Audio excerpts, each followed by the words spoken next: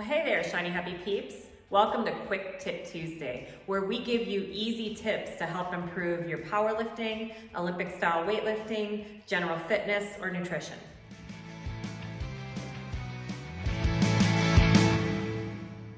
So tonight I'm going to share with you the one movement I added to my warm-ups that greatly improved my snatch. It's called the snatch grip SOTTS press, or the press and receiving. So we're going to go over the ways you can start implementing it into your program, as well as ways that you can modify it in order to build a better snatch grip SOTTS press, and in turn build a better snatch. Unless you have incredible mobility, which means you could probably do a SOTTS press already, I would definitely think about investing in some weightlifting shoes. If you can't do a SOTTS press without weightlifting shoes, you have no business snatching heavy without them. So depending on your current mobility level, you're going to want to spend about 5 to 10 minutes warming up your ankles, hips, shoulders, preparing your body to get ready for SOTTS press.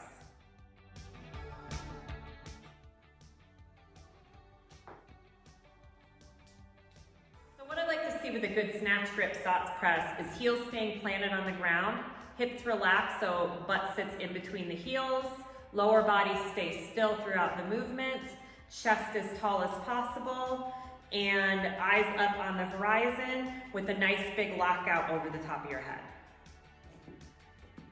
So we like to see you add weight as soon as you can to the SOTTS press, because as you can see with the PVC pipe, it can go forward, it can go back, it can go all over the place and still end up over the top of your head. It's a lot harder to manipulate the bar. I think one of the biggest mistakes I see in SOTTS press is people not learning to completely relax their hips. So when you sit down in the bottom, you don't want to be holding a static position. You want to just kind of let those hips relax and sit in between the heels. And that's going to create a better, more upright position for your torso. The second biggest mistake I see is people starting with their elbows turned back behind the bar. You want to drive your elbows under the bar, and this is going to cause that bar to press in an upward motion.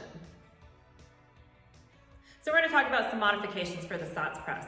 First off, I find one of the best ways to modify is just to start higher in your squat. So maybe you're doing like a little eighth of squat, and then as you get better, you're working down to a quarter squat, and then a 3/4 squat, until you get all the way down to parallel, and then eventually you're able to sink all the way down past parallel. So it's just adding a little bit of depth over time. If you find that you're coming on your toes, pressing forward, then come back up a little bit. But I find that to be one of the best and easiest modifications you can do. Another modification we can do is to put plates underneath the heels. So this essentially lifts your weightlifting shoe up higher, gives you a little bit more upright mobility, so you're able to work on that SOTTS press.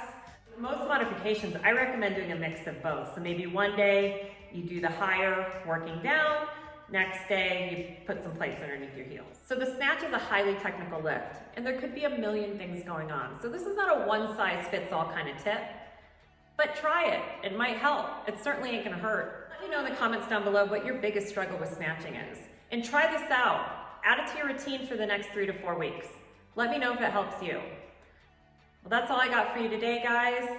Hope to see you next Tuesday. Bye.